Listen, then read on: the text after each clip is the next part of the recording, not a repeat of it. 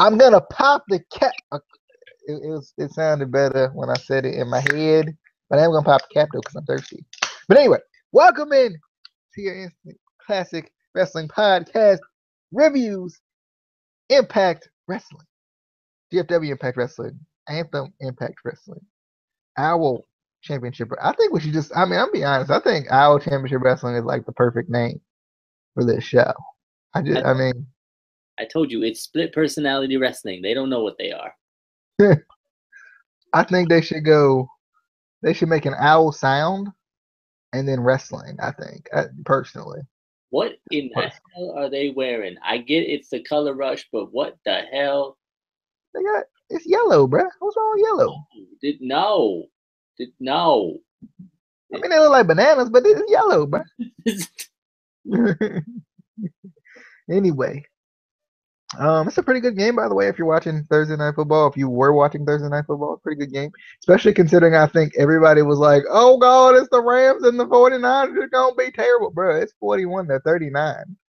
Like this probably a better game than like half the game's gonna be this week. I'm just saying. Anyway, going into this GFW Impact Wrestling review, we started off with Johnny Impact. He wanted Eli Drake, but Josh Matthews made sure to comment that Eli Drake is in Mexico defending the Global Force Global Championship.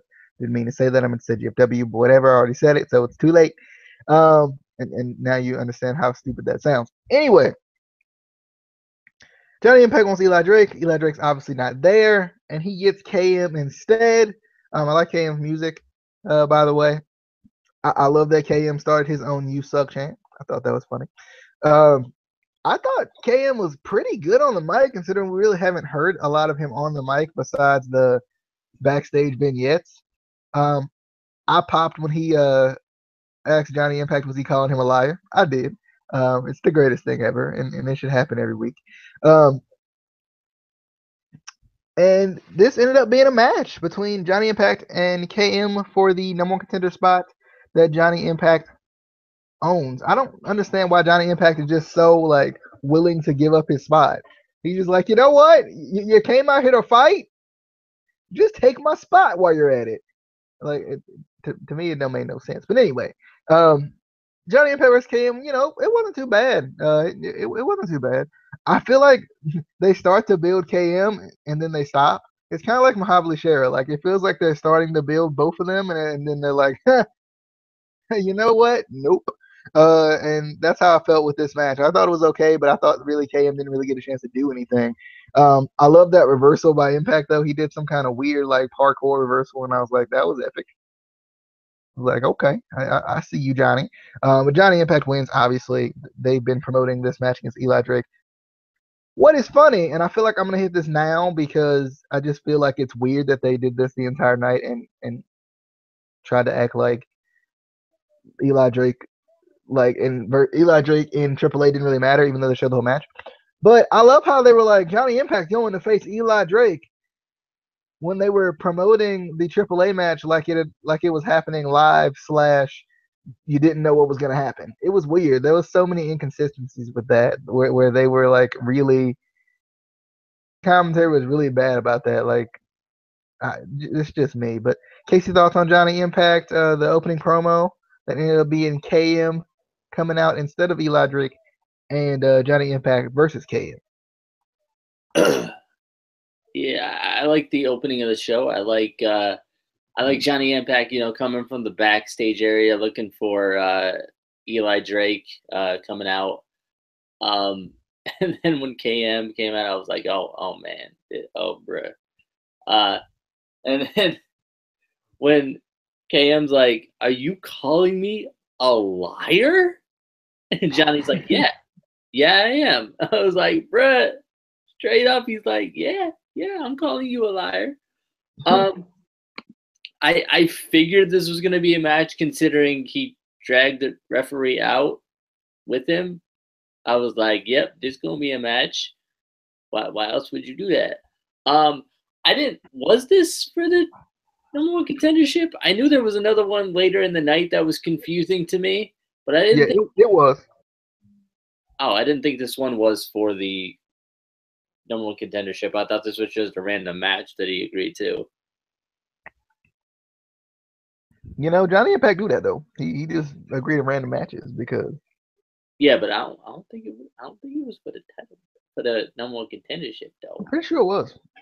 I don't think this one was. I don't know. Anyway, moving on. We got Pagano saying some stuff in Spanish. And then we got a video package on Taya Valkyrie. And then we would get Taya Valkyrie versus Ava Story. Which was okay. It was just Valkyrie going over as usual. My entire note, Valkyrie won.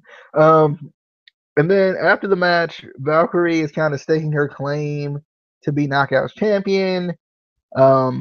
Rosemary would come out because they kind of have a thing going on now. And then Sienna would come out. They would attack Rosemary. Then Allie would come out. Then Terrence Bell would come out. Then Gail Kim would come out. Now we got a 6-woman tag team match that's coming next week. So this is pretty good. I liked it. I wasn't really surprised that like the entire roster came out, but I kind of like that they're promoting Taya Valkyrie. Kind of putting her in the title picture and everything. But I don't know if it's too quick or not. Just personal. Anyway, Casey, thoughts on the video package on Taya Valkyrie and Taya Valkyrie versus Ava Story and the aftermath of Taya Valkyrie versus Ava Story? Or Pagano saying some stuff in Spanish, because he did. He said some stuff. I don't know what he said, but he did.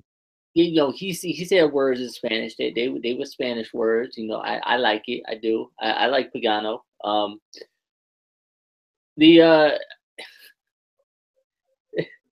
Ava Story is one of those people in wrestling that I feel like we cheer so hard for, even though we know she's gonna lose.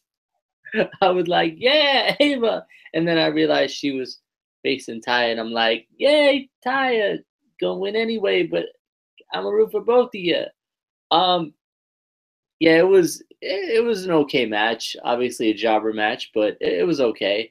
I definitely like the everything after the match with basically the entire Knockouts roster of all 6 of them.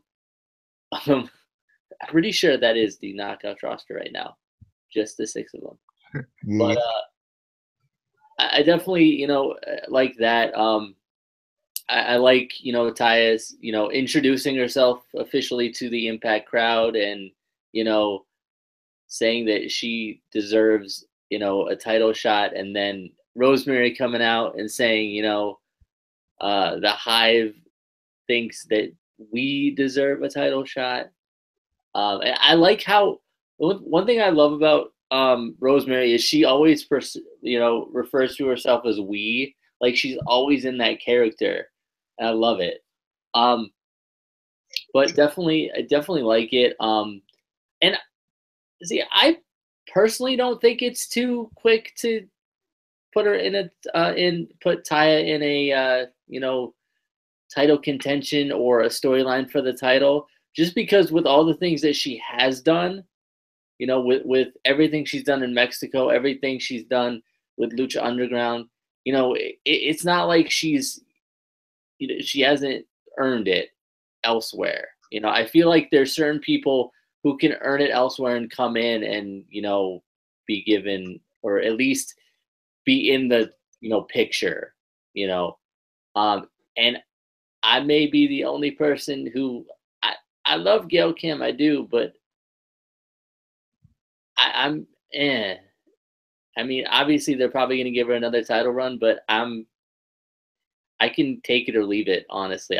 She doesn't need it, but if they give it to her, I understand why, but she doesn't need it. Like, I think there's other people that she can put over going out and give them the title. But definitely I like the segment. Yeah, I kind of like seeing this title run. I might be the only one on that regard. You are. I forgot she was the champion. I'm not even gonna lie. Well, she certainly didn't bring it out tonight, did she? But anyway, moving on to OVE in Mexico. At first, I thought they was at the clubhouse. They won't. They was at some random strip club owned by LAX. I felt like this. I don't know how to feel about this, to be honest. Like, I like LAX and like being edgy and being crazy and being, who LAX is. But to me, this didn't make sense when it came to OVE's characters. Not that we really know a lot about OVE's characters, but like I didn't. I felt like it made them too humanized. If that makes sense, like they don't feel like they're necessarily like human all the time. Like it's kind of like I just felt like this felt like it made them like more mortal. I guess I don't know. It was weird. Um, and then we got the Global Forwards video, which I really liked. Um, I did. I'm definitely excited to see the three that move on, but I feel like it's the three that they highlighted in the video package. But I definitely like it though. I think it does. It is kind of cool. I still hate the name. It's stupid. Anyway, Casey, thoughts on OVE in Mexico and Global Forged? Well, the thing that was weird to me with OVE in Mexico, I get what you're saying. You know, they feel, I don't want to say humanized, but they feel out of character in this. From their in ring to this seems like two different teams to me, like two different characters. And then they walk into this club and they walk right by Hamas. I'm like, bruh, like he right there. Bruh. How do you not, bruh? It was, I don't know. It was weird. So I guess they're gonna have a match again next week. That's gonna be a quote fair match. It's not. It's not. It's not. Bruh. And they're probably not gonna show the entire match. You know, but we'll get to issues with them not showing entire matches and then showing entire matches and not understanding. Anyway, we'll get to that later. But we will. We will, because I have a totally different argument than you have. Moving on to Grado. This Park and Park contract, man. It's got him out here on the indie scene, baby. He out here on the indies. He trying to make it, baby. I think he just out here on the indies, like getting as many bookings as he can and stuff, man. And I'm excited for Grado, man. They had some funny segment in this with Sanjay Dutt. I meant to go back and rewatch it, but it was funny anyway. Had the 6-man tag team match: Pagano, El Hijo de Fantasma. Not 6-man. My bad. I forgot. Tejano came in. But Pagano and El Hijo de I'm just saying. Pagano and Fantasma thing on it versus Eddie Edwards. Fantasma. Shut up. Versus Eddie Edwards and EC3. This is definitely good. I liked it. I like EC3 being aggressive.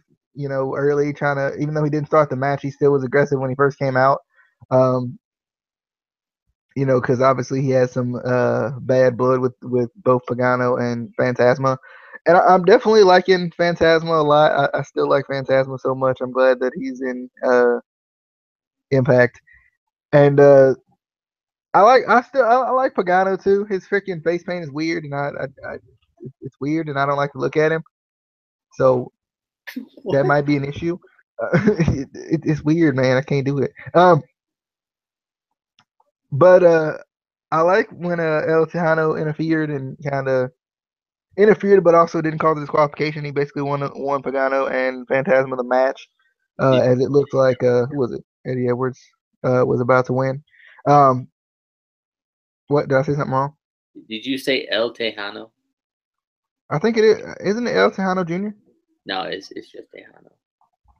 I could have swore they said El Tejano Jr. I mean, I'm just saying. Bruh, he was in Lucha Underground. It's Tejano. That don't necessarily mean he going by the same name. I'm just saying. Like his literal name right here says El Tejano Jr. And that's what they said. I almost can guarantee that's what they said. I don't know, but then they referred to him as Tejano. So they did, yeah, Tejano for short. But I was just saying, like his ring name right now is listed as El Tejano Jr. and Tejano. So they need to pick one. They need to pick one. They can't have both. So, can't do it. So I was right. Anyway, I was excited. I like Tejano. I don't think I remember him in Lucha Underground, to be honest. It's been a long time since I watched Lucha Underground, so I don't think I actually remember in the Lucha Underground. But I like James Storm coming out to kind of even the odds as well, and I like that they're kind of still like doing the EC3 versus James Storm, like as far as from a consistency standpoint. I don't think it's gonna start another feud. I just think from a consistency standpoint, it makes sense.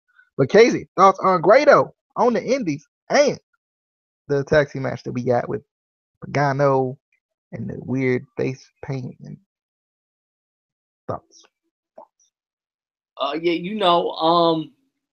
Yeah, we got Grado out on the Indies. He working the grind on the Indies. I I love this man. He's like, I gotta make the money, money, money. I'm like, bro. But yeah, he was. It was actually at AIW, which was kind of cool. Um, but I definitely, I'm glad that he's still there. I am. Um, then the tag team match was cool. I definitely I like Pagano. I want to see more of kind of what they do with him in GFW. But bruh, I mean, I got a bone to pick with Gail Kim and James Storm. Why they come out so late all the time? Like Who came out late? both Gail Kim and James Storm. Like Gail Kim came in like after the beating was done before, and then she's like, "Oh, now I should come out." And then James Storm comes out just casual walking, like no urgency, nothing. I'm like, bro, they kind of getting beat down. You might want to, maybe go a little bit faster, just a little bit. And then I don't know. Did you notice they showed him throw out Pagano and Phantasma, but then it cut off and didn't show him throwing out Tejano. I was like, wait, what? What? That's a weird edit. Like, why would you? What? All at the ring. I'm like, what? I don't know. But yeah, I definitely, I'm curious to see where they're going with this because they have the agreement with or the partnership with AAA, and now they have this kind of storyline of these guys kind of invading or whatever. So I'm curious to see where they're going with it. Alrighty. Well, moving on. My notes when I need to. We got Congo Kong versus Mahabali Shera. This was a jobber match. Explain. I need a thorough explanation. Anyway, So I don't know. like, how they gonna make Shera so strong before he gets into the match with Kong over the past couple weeks, and then he gets in the match with Kong and he can't do nothing. Yeah. I really don't know what to say about this match besides I think Shera slipped on his springboard. I'm just saying it looked like he did. I mean they cut that camera a little quick. Anyway, I think he did slip though. It looked like he did, or he just couldn't find his balance or something. But this match was Congo Kong killed him. I mean that's pretty much all I got to say. Casey, thoughts on Congo Kong versus Mahabali Shera? I fully admit I fast forwarded through this. Yeah, that's honestly don't blame you. Yeah, I saw who was in the match and I'm like, nope. I love Shera, I do, but yeah, nope. All right. Well, moving on, as we say, we got Eli Drake talking about AAA. This was hilarious. I love Eli Drake so much. I love him saying "dummy" in Spanish. That was great. And I kind of like him kind of mentioning that this is kind of where Johnny Impact is from, and this is where he wins all. This is where he won all his titles, and now it's my time to kind of, you know, show that I'm the real global champion and all this. I really liked it. And then Moose talked about Lashley, and kind of how he doesn't have any more respect for him and all of this stuff. So that's definitely interesting. I think it's still keeping that thing going. So that's why I don't feel like Lashley is necessarily leaving permanently right now. But Casey, thoughts on Eli Drake and or Moose? Yeah. And or where's the McIntyre shirt? Wait, what? I'm finishing NXT, and why did like Drew McIntyre? He wearing jeans, Yeah. shoes, and no shirt. Like I don't understand. Because It if just I've learned like anything from professional wrestling, when you get into a fight, you gotta take the shirt off. It's just you he have didn't fight yet. All he did was walk down to the ring. when you about to get in a fight or when you think you're gonna get in a fight, you gotta take your shirt off. Shows how man you are. You got. Anyway, definitely love anytime Eli Drake talks or says anything or does anything because it's always entertaining. And then the Moose thing was okay. I think, like I said last week, I think Bobby Roode will or Bobby Roode. Why did that? I think Lashley's gonna stay at least until Victory Road. I think because does he have a match at Victory Road? Bobby Roode actually came back to GFW. You didn't know that? You ain't see it in the anthology? I wouldn't be surprised. No, but for real though, people was complaining. They was like, they trying to pass this off as live, and I'm like, they not. They called it an anthology. I think they just updated the commentary so they could say he's NXT champion. He used to be NXT champion or whatever. But People dumb. But yeah, I think Lashley's gonna stay until then, and that'll be sort of his send off or like putting Moose over, or whatever. Because I think they have a match. I'm pretty sure. But yeah. all right. Nah, he said he was done. By the way, moving on. He ain't never. We got I pressed the keys. My bad, fellas. We got Johnny Impact. You press shift like 5 times or more and it bring up the stick. Anyway, Johnny Impact versus Tejano. I want to say Texano. I'm not gonna lie. I really do. It's really difficult on me not to say Texano. That's racist. What the?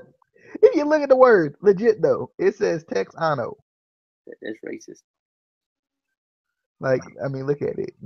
There ain't no Tay in this. That's racist. I mean, there's an X in this freaking word thing on it. I'm just saying. Anyway, That's racist. this was good. I was kind of surprised that it was as long as it was, especially considering they had the Eli Drake match afterwards. But I definitely thought it was good. I enjoyed it. I like Tejano a lot. I see more of him. I still don't understand like inverted 450 thing. I just don't. I don't get it. It looks funny. Stop it. Stop doing it. Stupid. Anyway, but I don't think he even did that in this match. But anyway, I just think it's dumb. But I still love the Starship Pain. I was surprised that he kicked out of 3 straight Moonlight drives. I was like, bruh, how you do that though? But this was good. I liked it. I'm definitely liking Tejano. I hope they keep him around because they should. Thanks. Okay, bye. Casey, thoughts on Johnny Impact versus Tejano for the #1 contender spot? Which you don't even remember him from Lucha Underground. How dare you? I don't. I really don't. Was he in a mask? No, he was not in a mask. Well, most people was. So he was literally the same way he is now. He came out with a bull rope.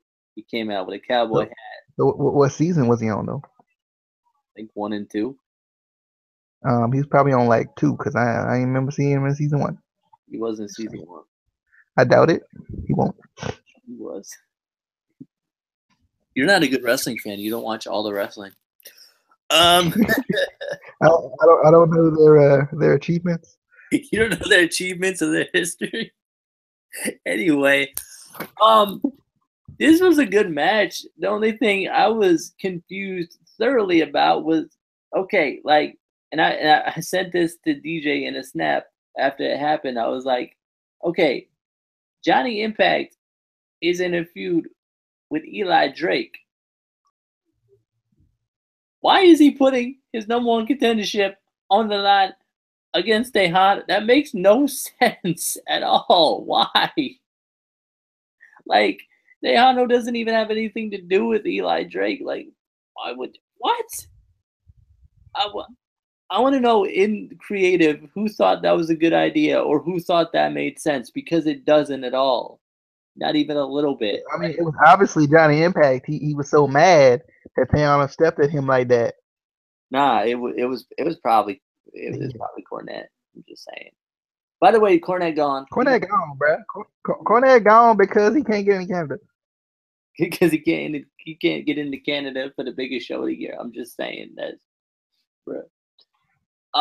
But yeah, it was a good match. It was just confusing as to why his number one contendership was on the line. Why, bro?